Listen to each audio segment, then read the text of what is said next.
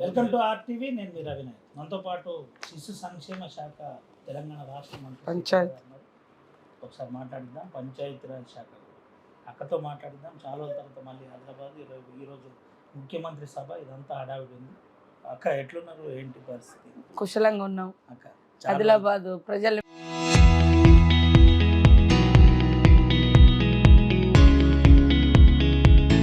Miss అయినాం, అందుకని ఇది ఒక అవకాశం వచ్చింది అందరిని కలుసుకుందామని వచ్చారు. ఎట్లుంది అక్క, అంటే రాష్ట్రంలో పరిస్థితి ఎట్లుంది? కాంగ్రెస్ పాలన, ప్రజాపాలన చాలా బ్రహ్మాండంగా నడుస్తుంది. వాస్తవానికి మీకు అందరు తెలుసు, పేద ప్రజలకు గతంలో అందని సంక్షేమ పథకాలన్నీ కూడా ప్రత్యేకంగా అంటే కడుపు తడిమి చూసినట్టుగా ముఖ్యమంత్రి గారు పేద వాళ్ళకి ఏది చేస్తే వాళ్ళకు బెనిఫిట్ అవుతుంది అనేది ఆలోచించి మరి గతంలో ఉన్న సంక్షేమ పథకాలు కొనసాగిస్తూనే అదనంగా అనేక సంక్షేమ పథకాలు కూడా మన ప్రభుత్వం తీసుకురావడం జరిగింది. మీకు తెలుసు, గతంలో రేషన్ కార్డుల కోసం ఏండ్ల కొద్ది తిరిగినటువంటి వాళ్ళు ఈరోజు లక్షలాది మందికి అడిగిన వాళ్ళందరికీ రేషన్ కార్డులు రావడం జరిగింది. రేషన్ కార్డుతో పాటు సన్న బియ్యం కూడా, మరి 1 కేజీ బియ్యం కొనుక్కోవాలంటే 30 నుంచి 50 రూపాయల వరకు మనం ఖర్చు పెట్టాల్సి వచ్చింది. కానీ ఈరోజు ప్రతి ఇంట్లో సన్న బియ్యం వస్తున్నాయి. అదే కాకుండా ఇళ్ళల్లో అంతకుముందు నెలకు కరెంటు బిల్లులు కట్టకుంటే కరెంటు కట్టేది. మనకు ముఖ్యంగా ఎస్సీ ఎస్టీ వార్డులలో చాలా ప్రతిసారి అధికారులకు ఫోన్లు చేయాల్సి వచ్చేది, కరెంట్ లైన్ ఇవ్వండి, కనెక్షన్ ఇవ్వండి అని. సో ఇప్పుడు మాకు అట్లాంటి ఫోన్లు వస్తలేవు, ఇళ్ళల్లో కరెంట్ లేదని. ముఖ్యంగా పేదవాళ్ళకు మీకు మనం చూస్తే ఉమ్మడి ఆదిలాబాద్ జిల్లాలో అప్పుడెప్పుడో వెనకటి ఇచ్చిన ఇల్లులు అవన్నీ కూడా కుంగిపోయి కిందికి వచ్చి పెంకలిల్లు ఉంటే ఆ రోజు ఇందిరమ్మ ఇల్లులు ఇచ్చేటప్పుడు కూడా ముఖ్యంగా నేను కూడా అప్పుడు ఆదిలాబాద్ ఇన్ఛార్జిగా ఉన్నాం. తర్వాత ఇక్కడ వచ్చిన సమస్యలన్నీ ముఖ్యమంత్రి దగ్గరికి మేము పట్టుకపోయినప్పుడు దాంట్లో ఇది ఒకటి, ఇల్లులు కూడా అత్యధికంగా మన ట్రైబల్ ఏరియాలో ఇవ్వాలి. ముఖ్యంగా ఐటీడీఏ ప్రాంతాల్లో పేదలు ఉన్నారు, ఇటు పోతే అడవి వ్యవసాయం తక్కువ, అటు పోతే బయట జీవించలేని పరిస్థితి, సొంతంగా ఇల్లులు కట్టుకోవాలన్నా కూడా కష్టమే అని చెప్పినప్పుడు మరి పీవీటీజీలకు సాచురేషన్ పద్ధతిలో అత్యధికంగా ఇల్లులు ఇవ్వడం, ఇవాళ వాళ్ళందరూ సంతోషంగా ఉండడం, మనకంటే ఇంకా పేదరికంలో ఎవరున్నారో వాళ్ళకు మనం అందరం చేయితే ఇవ్వాలి. కాబట్టి అటు చెంచులు కానీ, ఇటు కోలాంస్ కానీ, ఇటు పరదాను తోటి అట్లాంటి మన కోయాలంవాడ గోండు వాళ్ళకంటే ఇంకా బాగా వెనుకబడి ఉన్నారు కాబట్టి వాళ్ళకు సాచురేషన్ పద్ధతిలో ఇవ్వడం జరిగింది. సో వాళ్ళందరి ఆనందం ఈరోజు మనం పంచుకుందామని ఆదిలాబాద్ రావడం జరిగింది. ఎట్లుంది శిశు సంక్షేమ శాఖలో ప్రస్తుత పరిస్థితి ఏంటి, ఎట్లా నడుస్తుంది? మేము చాలా కొత్త స్కీమ్స్ కూడా తీసుకురావడం జరిగింది. స్వర్గీయ ఇందిరమ్మ గారు 1975లో మన తెలంగాణ నుంచే, అప్పుడు ఉమ్మడి ఆంధ్రప్రదేశ్ అయినప్పటికి కూడా మరి తెలంగాణ ప్రాంతంలోని ఇప్పటి మన ముఖ్యమంత్రి, ఆనాటి ముఖ్యమంత్రి అంటే మొదటి ముఖ్యమంత్రి కూడా బూరుగుల రామకృష్ణ గారు సొంత జిల్లా మహబూబ్నగర్, అక్కడ కరువుల జిల్లా ఉంటే అక్కడ నుంచి అంగన్వాడీ సెంటర్స్ ప్రారంభించారు. సో వారి స్ఫూర్తితోటి అంగన్వాడీలకు మెరుగైన సేవలు అందించాలి, అద్భుతంగా తీర్చిదిద్దాలనేటువంటి లక్ష్యంతో అంగన్వాడీలలో గతంలో ఎన్నడూ యూనిఫామ్స్ ఇచ్చేవాళ్ళు కాదు. మన ప్రభుత్వం రేవంత్ రెడ్డి గారి ప్రభుత్వం వచ్చిన తర్వాత పిల్లలకు 2 జతల యూనిఫామ్స్ ఇస్తున్నాం. అంగన్వాడీ అంటే ఓన్లీ ఫీడింగు లేదా తిండి పెట్టి ఆటలాడించి పంపిస్తారు అనేది ఉండే. ఇప్పుడు మనం ఎడ్యుకేషన్ ఇస్తున్నాం, వాళ్ళకు అన్ని రకాల జనరల్ నాలెడ్జ్ లాగా, అంటే ఒక ఇదేంటిది ఈ ఐటమ్ ఏంటి, దీన్ని ఏమంటారు అనేది కూడా నేర్పిస్తూ నర్సరీ కూడా అందులో పెట్టడం జరిగింది. పే స్కూల్ నుంచి మొదలుకొని నర్సరీ స్కూలు అట్లా మేము చేయడం జరుగుతుంది. వాళ్ళు మా స్కూల్ నుంచి బయటికి వెళ్ళేటప్పుడు వాళ్ళకు గ్రాడ్యుయేట్ సర్టిఫికేట్ కూడా ఇస్తాం. మనం ఏమంటారు యూనివర్సిటీ సర్టిఫికేట్ లాగా బ్లాక్ వేసి అవన్నీ కూడా డ్రెస్ కోడ్ అవన్నీ కూడా ఇస్తున్నాం. ఈరోజు మళ్ళీ స్కూల్స్, గతంలో ఎప్పుడు అంగన్వాడీ సెంటర్స్కి హాలిడేస్ లేవు. సరే టీచర్స్ యొక్క డిమాండ్, వాళ్ళ యొక్క విజ్ఞప్తి మేరకు 1 మంత్, దాదాపు 1.5 మంత్ హాలిడేస్ ఇచ్చినాం. సో ఈరోజు కూడా మళ్ళీ రీఓపెన్ చేస్తున్నాము. ఫస్ట్ రోజు వాళ్ళందరికీ యూనిఫామ్ ఇస్తున్నాం. ఈరోజు ఇక్కడ ఆసిఫాబాద్లో కూడా డిస్ట్రిబ్యూషన్ చేస్తున్నాం. అదే కాకుండా కరికులం వాళ్ళకు ఒక బుక్స్ కూడా ప్రింట్ చేయించి, బుక్స్, బ్యాగ్స్, తర్వాత ఒక 57 రకాల ఆట వస్తువులు. గతంలో వాళ్ళకు బెల్ ఫీలింగ్ లేకుండా ఉండే, కొంచెం బెల్ కూడా కొట్టించే, అది కూడా చాలా చోట్ల పెట్టినాం, ఇంకా కొన్ని చోట్ల కాలే. బెల్ కూడా పెట్టి అదొక స్కూల్ మూడ్, అంటే ఆటలాడుకుంటూ చదువుకోవాలి అనేది. తర్వాత టీచర్స్ కూడా మేము ఇంగ్లీష్ ట్రైనింగ్ ఇప్పించినాం, వాళ్ళకు కొంత ఇంగ్లీష్లో నర్సరీ ఇట్లా చెప్పాలని. గతంలో రిటైర్మెంట్ అనేది లేకుండా ఉండే, ఇప్పుడు 65 సంవత్సరాలు వచ్చినాయంటే వాళ్ళకి ఖచ్చితంగా పాపం అంతకుముందు 70-80 ఏళ్ళు కూడా వంగుకుంటూ పోయి అంగన్వాడీ సెంటర్లలో పనిచేసేది. సో అట్లా అవడం మూలంగా వచ్చే జనరేషన్ కూడా ఉద్యోగాల అవకాశాలు ఉన్నాయి. సేమ్ టైంలో వాళ్ళు హెల్త్ బాగాలేక ఎవరినో అన్అఫిషియల్గా పిల్లల్ని వేరే వాళ్ళని పెట్టుకుంటూ ఉంటారు. అట్లా కాకుండా 65 ఇయర్స్ ఏజ్ వాళ్ళకు ఇచ్చేసి వాళ్ళకు ఒక 2 lakhs వరకు రిటైర్మెంట్ బెనిఫిట్ టీచర్ అమ్మకి ఇస్తున్నాం. ఆ యొక్క 1 lakh ఇస్తున్నాం. తర్వాత 4,000 స్కూళ్ళకు పైగా మనం ఆ మినీ అంగన్వాడీలను అప్గ్రేడ్ చేయడం జరిగింది. సో ఇవన్నీ ఒక్కొక్కటి ఎగ్ బిర్యానీ పెడుతున్నాం. ఇప్పుడు ఆదిలాబాద్ జిల్లాలో యాక్చువల్గా ఈరోజు ఆదిలాబాద్ ఉండాల్సింది ఉండే, ముఖ్యమంత్రి గారి పర్యటన కాబట్టి ఇటు వచ్చినాం. పైలట్ ప్రాజెక్ట్ కింద మనము బ్రేక్ఫాస్ట్ పెడుతున్నాం. తొలి ముద్ద అంగన్వాడీ తొలి ముద్ద అంటే బ్రేక్ఫాస్ట్ మనము ఫస్ట్ పైలట్ ఆదిలాబాద్ తీసుకున్నాం. ఆదిలాబాద్ అండ్ భద్రాద్రి కొత్తగూడెం. అంతకుముందు మిల్క్ కూడా మా ములుగు జిల్లా తీసుకున్నాం. ఇప్పుడు రాష్ట్రం అంతా మిల్క్ ఇస్తున్నాం.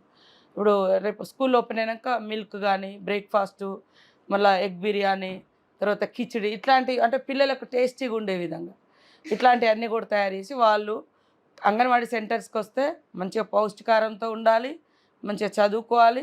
ఇక్కడ నుంచి పోయినంటే ఫస్ట్ క్లాస్లోకి వేరే స్కూల్కి వెళ్ళాలి. ఇదంతా మేము తయారు చేసుకుంటాం. చాలా గ్రామాల్లో పక్కా భవనం లేదు, సంబంధిత టీచింగ్ ఫీల్డ్ కూడా లేదు, అంగన్వాడీ రిక్రూట్మెంట్ జరగలేదు అంటున్నారు. మీద కసరత్తు ఏమైనా జరుగుతుందా? అయిపోయింది, కసరత్తు అయిపోయింది. ఇప్పుడు కొంతమందికి ప్రమోషన్స్ ఇవ్వాల్సినటువంటి ఉండే ఆయలకు వాళ్ళకు ప్రమోషన్స్ ఇచ్చి అక్కడ ఎక్కడైతే వేకెన్సీస్ ఉన్నాయో అవన్నీ ఫిలప్ చేసి ఇప్పుడు దాదాపుగా 15,000 పోస్టులు, 3,000కు పైగా టీచర్లు, మిగతా 12,000కు పైగా దాంట్లో ఆయాలు మొత్తం ఏ జిల్లాకు ఆ జిల్లా కలెక్టర్లకు ఇచ్చేసారు. కలెక్టర్సే అక్కడ ఇంటర్వ్యూస్ పెట్టుకోవాలి. నోటిఫికేషన్ ఇచ్చేస్తారు, వాళ్ళు ఇంటర్వ్యూస్ జరుగుతాయి తొందరలోనే. ఎందుకంటే నేను ఆదిలాబాద్ జిల్లాకు ఇన్ఛార్జ్గా ఉన్నప్పుడు మన జిల్లాలోనే 400 పైగా నాకు అప్పుడు దాదాపు 1.5 year అప్పుడు స్టార్టింగ్లో రివ్యూ చేసినప్పుడు వచ్చింది. అప్పటి నుంచి ఫైల్ మూవ్ చేస్తూ ఉన్నాము. సో అన్ని ఆటంకాలు కోర్టులో కూడా ఉండే కొన్ని రోజులు అది కూడా క్లియర్ చేసేసినాం. సో లోకల్గా అన్ని ఇబ్బందులు లేకుండా చూసుకొని మళ్ళీ ట్రాన్స్ఫర్స్ ప్రమోషన్స్ కూడా క్లియర్ అయిపోయినాయి. నిన్న మొన్న సూపర్వైజర్లో కూడా ట్రాన్స్ఫర్స్ నిన్ననే ఫైల్ సంతకం అయిపోయింది. సో ఇవన్నీ క్లియర్ అయిపోతున్నాయి. తప్పకుండా 15,000 పోస్టులతోటి అంగన్వాడీ వ్యవస్థను బలోపేతం చేస్తాం ఖచ్చితంగా. అంతకుముందు కొంతమంది అంగన్వాడీ వద్దులే డైరెక్ట్గా స్కూల్స్ పెట్టాలి అది ఇది అని అన్నారు. కానీ అంగన్వాడీ వ్యవస్థకు ఒక గొప్ప హిస్టరీ ఉంది. ఇందిరమ్మ గారి మానస పుత్రిక, అది దేశంలోనే తెలంగాణ రాష్ట్రంలో ప్రారంభించారు కాబట్టి ఆమె పేరు నిలబడాలి.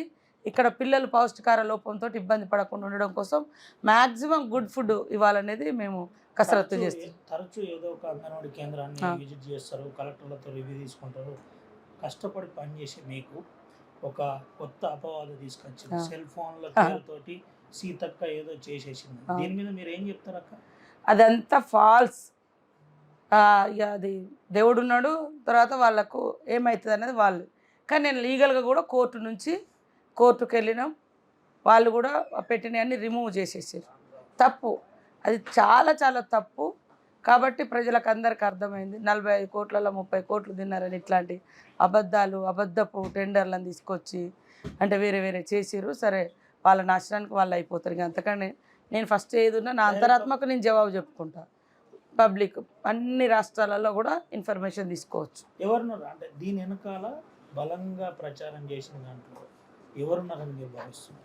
ఇక నన్ను మొదటి నుంచి టీఆర్ఎస్ పార్టీ టార్గెట్ చేస్తుంది. ఎలక్షన్లప్పుడు గెలవద్దని ఓ పెద్ద మిడతల దండ వచ్చి నా మీద యుద్ధమే చేసిర్రు. మేమేం అన్యాయం చేసింది లేదు, ఎవరికి ఇది చేసింది లేదు, ప్రత్యేకంగా టార్గెట్ చేసి అప్పుడు 100 కోట్లు కుమ్మరిచ్చారు. తర్వాత గెలిచిన తెల్లారి నుంచి మంత్రి అయిన కాంచి రోజు ఏదో ఒకటి అలిగేషన్స్. అట్లా ఒక 2-3 సార్లు లీగల్గా నేను నోటీసులు ఇప్పించడం జరిగింది. గతంలో కూడా రకరకాల అలిగేషన్స్ చేస్తే తప్పు చేస్తే తెలియక చేసినా తల ఉంచుకుంటాం, సరిదిద్దుకుంటాం. తప్పు చేయనప్పుడు ఖచ్చితంగా ఏ రకంగా చేయాలో ఆ రకంగా నిజాయితీ అనేది మా వెంటనే ఉంటుంది. మా ప్రకృతి అనేది కూడా, ప్రకృతి ధర్మం అనేది ఒకటి ఉంటుంది కదా, కర్మ అనేది ఉంటుంది కదా, ఖచ్చితంగా ఉంటుంది. కాబట్టి ఏది పడితే అది బట్టగాల్సి మీద వేసుడు కరెక్ట్ కాదు. బీఆర్ఎస్ పార్టీ తప్పులనే వాళ్ళ ప్రతిపక్ష అస్త్రంగా ఎంచుకుంది.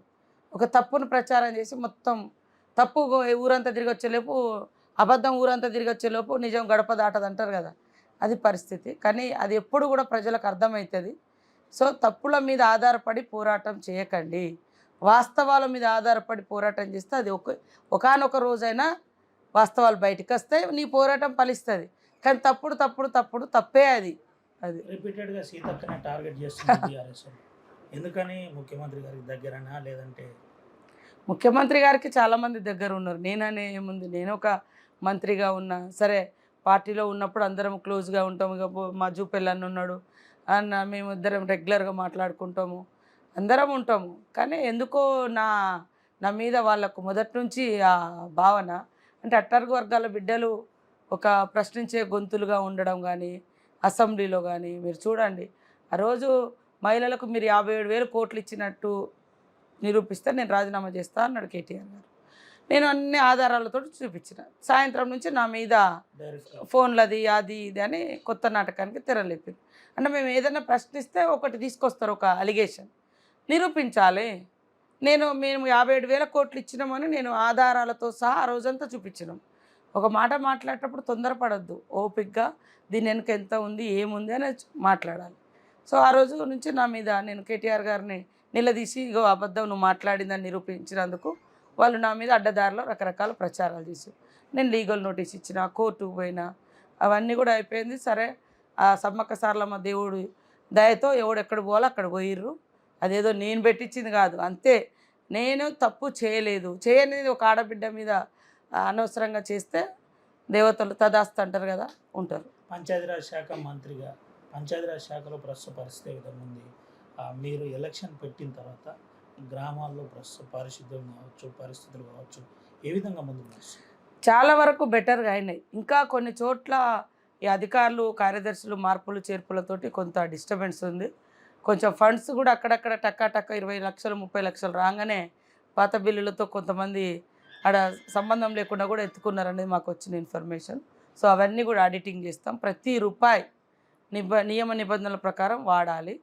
సో గతంలో ఊళ్ళల్లో లైట్ పెట్టాలన్నా, మంచినీళ్ళు ఇవ్వాలన్నా ఒక పెద్ద దిక్కులాగా లేకుంటుండే. ఎలక్షన్స్ తప్పకుండా అది చాలా చాలా మెరుగైంది.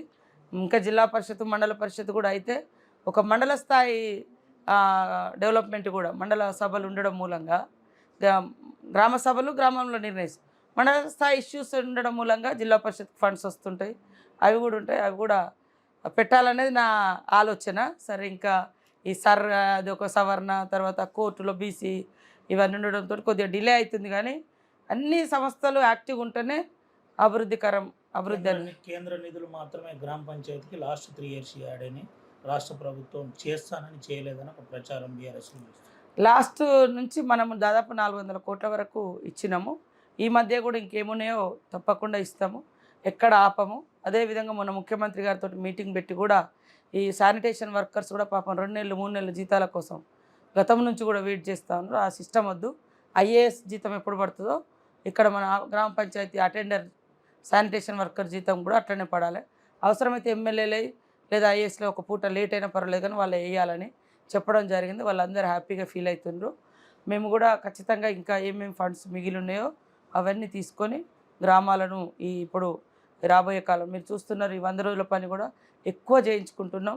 రేపు నెక్స్ట్ నుంచి కొత్త చట్టం వస్తుంది. కొత్త చట్టంలో రాష్ట్రాల మీద బర్డను, అన్ని కోతలు, అన్ని రకరకాల చట్టాలు. కాబట్టి 100 రోజుల పని కూడా ఈ మన పాత మహాత్మా గాంధీ పేరుతో ఉన్న చట్ట ప్రకారం ఇంకా జూన్ 31 వరకు అద్భుతంగా 100 రోజుల పని చేసి ఎక్కువ నిధులను తెలంగాణకు వచ్చే విధంగా చేస్తాం. ఈ రోజు నుంచి గతంలో చేసినటువంటి ఉపాధి హామీ పనుల బిల్లులు కూడా సెంట్రల్ పెండింగ్ ఉంచే, అది కూడా ఈ రోజు నుంచి యాడ్ చేస్తాం. ముఖ్యమంత్రి రిపీటెడ్గా ఆదిలాబాద్ జిల్లానే సందర్శిస్తున్నారు, ముఖ్యంగా ఆదివాసులు. ఒక ఆదివాసీ బిడ్డగా ఏం చెప్తారు, ఏ ప్రణాళిక రూపొందించబోతున్నారు? ఆదిలాబాద్ నుంచి ఆదివాసులకు దగ్గర అయితే రాష్ట్రం అంతా ఒక మంచి వేవ్ వస్తుందని అనుకుంటున్నారు. ఏంటి అసలు దీనికి కారణం? అంటే మనం ఒకటి గుర్తుపెట్టుకోవాలి, సమాజంలో రకరకాల డెవలప్మెంట్స్ ఉంటారు. హైయెస్ట్ డెవలప్ అయిన వాళ్ళు ఉన్నారు, ఆకాశంలో అంతరిక్షంలో ఉన్న వాళ్ళు ఉన్నారు, ఇక్కడ పాతాళంలో ఉన్నారు. మన పరిస్థితులు ట్రైబల్ ఏరియాలలో కొంచెం చాలా, ఇప్పుడు హైటెక్ సిటీ, ఫ్లైఓవర్లు, హైఓవర్లు అవన్నీ ఉన్నా మన కాలిబాట కూడా లేనటువంటి ఊర్లు మన పరిస్థితి. సో ఆయనకు తెలుసు, సీఎం గారు ఒకప్పుడు ములుగు కానీ లేకుంటే ఆదిలాబాద్ కానీ అటు మహబూబాద్ దిక్కు కానీ పోయిండు కాబట్టి వారికి తెలుసు. కాబట్టి ఎక్కడైతే పేదరికం ఉందో ఆ పేదరికాన్ని నువ్వు పూర్తిగా నిర్మూలించినప్పుడే సమాజంలో అంతరాలు లేకుండా డెవలప్మెంట్ అనేది కనబడుతుంది. నువ్వు ఒకరు ఫుల్గా డెవలప్ అయ్యి ఇంకొకరు కనీసం పూట కూడా తిండి లేకుండా ఉన్నప్పుడు ఆ రాష్ట్రం అభివృద్ధికరమైన రాష్ట్రం కాదు. ఇది నా సిద్ధాంతం. సో ముఖ్యమంత్రి గారు కూడా ఆ దృష్టితోటి ముఖ్యంగా ఈ ప్రాంతం వెనుకబడడానికి కారణం సాగునీటి వ్యవస్థ చక్కగా లేదు, మరి ఉపాధి లేదు. ఐటీడీఏలు కూడా గత 10 ఏళ్ళ నుంచి నిర్వీర్యం అయిపోయినాయి.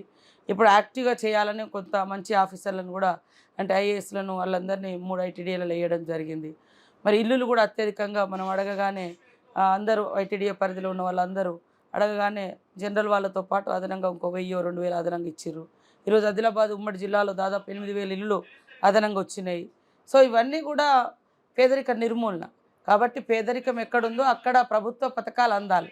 ఎంత అంటే జనాలలో కూడా కొంతమంది స్వార్థపరులు ఎట్లా వాళ్ళకెందుకు ఇచ్చినావు మాకేందుకు, ఈయన బంగ్లాలు ఉంటాడు, డాబా మీద డాబా ఉంటుంది, ఆయనకు ఎందుకు 2000 అదనంగా సాయం చేసినాం మాకెందుకు చేయరు అంటే మేము కొన్ని చోట్ల చూసినాం. అది ఉండొద్దు. మనకంటే పేదోడు ఎవరు ఉన్నారో పాపం వాళ్ళకి వెయ్యండి. ఒకప్పుడు వెనకట రోజులలో మన ఇంటోడు ఆకలితో ఉన్నాడంటే వీళ్ళు అన్నం పంపించి వాళ్ళ కడుపు నింపేది. కానీ ఈరోజు మనకు వరదలలోనో కరోనాప్పుడు మేము కొన్ని చూసినాము. ఎందుకు ఆ ఊర్లో ఇచ్చారంటే వాళ్ళకి తిండి లేదు, పేదరికంలో ఉంటారు, బట్టలు లేవు, ఇల్లు లేదు. అట్లాంటి వాళ్ళు అందరం చేయూతనివ్వాలి. కాబట్టి ప్రభుత్వ పథకాలు అనేది ఎవరికి అందాలంటే బిలో పావర్టీ యాక్చువల్గా. కానీ ఇప్పుడు వాళ్ళకి చేరకంటే ముందు వేరే వాళ్ళు పైన లాగేసుకుంటారు. ఎందుకంటే ఓటు మేము ఎట్లా ఓటు చుట్టూ తిప్పుతున్నారు. ఓటు కాదు, మానవతా దృక్పథంతో మానవత్వంతో చూడాలి. ప్రజలందరూ కూడా మానవతా దృక్పథంతో మనకంటే ఇబ్బందులు ఎవరున్నారో పాపం వాళ్ళకి ఫస్ట్ అనేది రావాలి. అది దానికోసం ఇక్కడ కాన్సన్ట్రేట్ చేయడం. తర్వాత తుమ్మడి హెట్టి లాంటి ప్రాజెక్టు మరి ఇంకా మిగతా ప్రాజెక్టులను కూడా ఇక్కడ తీసుకొచ్చి డెవలప్ చేయాలనేది ముఖ్యమంత్రి గారు. 2 క్వశ్చన్స్ అడుగుతాను. ఇవాళ కొటారిలో 26 ఇళ్లను లబ్ధిదారులకు వాళ్ళతో గృహప్రవేశం చేస్తున్నారు. ఈ 26 ఇళ్లతో ఆదివాసీ ప్రాంతంలో అన్ని ఇండ్లు ఇచ్చినట్టేనా? అంటే సాచురేషన్ పద్ధతిలో దాదాపుగా పీవీటీజీలకు ఇచ్చేసారు. ఇంకా ఏమన్నా ఉంటే ఇప్పుడు 2000 ఉంటాయి. ఇంకా మేము కూడా అడుగుదాం అనుకుంటున్నాం. ఎందుకంటే 1000 ఇల్లు లేని వాళ్ళు మన ప్రాంతాలలోనే ఉన్నారు. నా ములుగు జిల్లాలో 90,000 మంది ఇల్లులు కావాలని అప్లికేషన్ పెట్టుకున్నాం. కనీసం ఎమర్జెన్సీకి 20,000 మంది కన్నా మనం ఇవ్వాల్సి వస్తుంది. సో ఎక్కడ ఎక్కువ అప్లికేషన్స్ ఉన్నాయి, ఎక్కువ తక్కువ ఉన్నాయి అనేది కూడా చూసి వాటి సంఖ్య కొంచెం పెంచాలి అక్కడ ఉండే డిమాండ్ని బట్టి అని మేము అడుగుతాం. సో దాని మూలంగా ఇంకా మన ప్రాంతాలలో పేదవాళ్ళకు లబ్ధి. ఆదివాసీ ప్రాంతంలో చాలా మంది సీతక్కని నమ్మి కాంగ్రెస్ పార్టీలో వచ్చింది, కానీ అక్క పట్టించుకోవట్లేదు ప్రచారం. మా అన్న వచ్చిండు చూపెళ్ళి అన్న ఇన్ఛార్జీలుగా అప్పుడప్పుడు మారుతుంటాము. సరే ఎక్కడున్నా నాకు ఈ జిల్లా మీద ప్రేమ అభిమానం పోదు. ఎవ్వరు వచ్చినా మన ఇంటికి కానీ హైదరాబాద్ కానీ తప్పకుండా స్వీకరిస్తాం, ఆదరిస్తాం. గవర్నమెంట్లో ఉన్నాం, నాతో అయ్యే పనులని నేను చేసి పెడతా. కాంగ్రెస్లోకి వచ్చినా లేదా రాకున్నా పేదవాళ్ళు ఎవరున్నా నాతో అయ్యేది ఈరోజు నేను చేయాలని అనుకున్నాం. అందుకనే ఫస్ట్ గూడు గుడ్డ కూడు అని అంటాం కదా, ఇల్లుల మీద అవకాశం వచ్చినప్పుడు ఇల్లులు అత్యధికంగా ఇవ్వాలని చెప్పినాం. ఐటీడీఏలకు కూడా ఖచ్చితంగా బలోపేతం చేయాలి. ముఖ్యమంత్రి గారి దృష్టికి ఈరోజు కూడా మళ్ళీ చెప్తాం.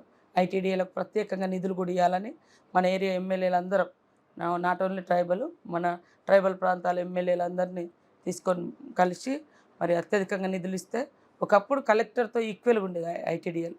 2014 వరకు నిధులు వచ్చేది, మధ్యలో వాటిని అంతా ఇది చేశారు.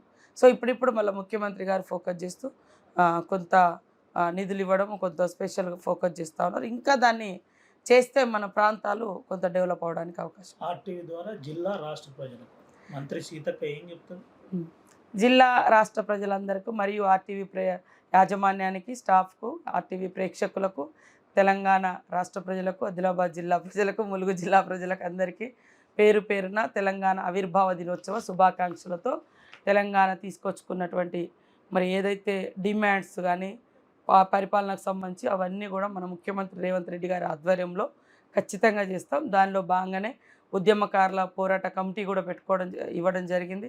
ఆ ఉద్యమకారుల యొక్క వాళ్ళ డిమాండ్స్ కూడా ఒక్కొక్కటి పరిశీలించడం జరుగుతుంది. పేదవాళ్ళు ఆ రోజు మరి డబల్ బెడ్రూమ్ అని చెప్పినటువంటి కేసీఆర్ గారు 10 ఏళ్లలో 1,00,000 ఇళ్ళు కూడా ఇచ్చినటువంటి దాఖలాలు లేవు ఇది గ్రామీణ ప్రాంతాలలో.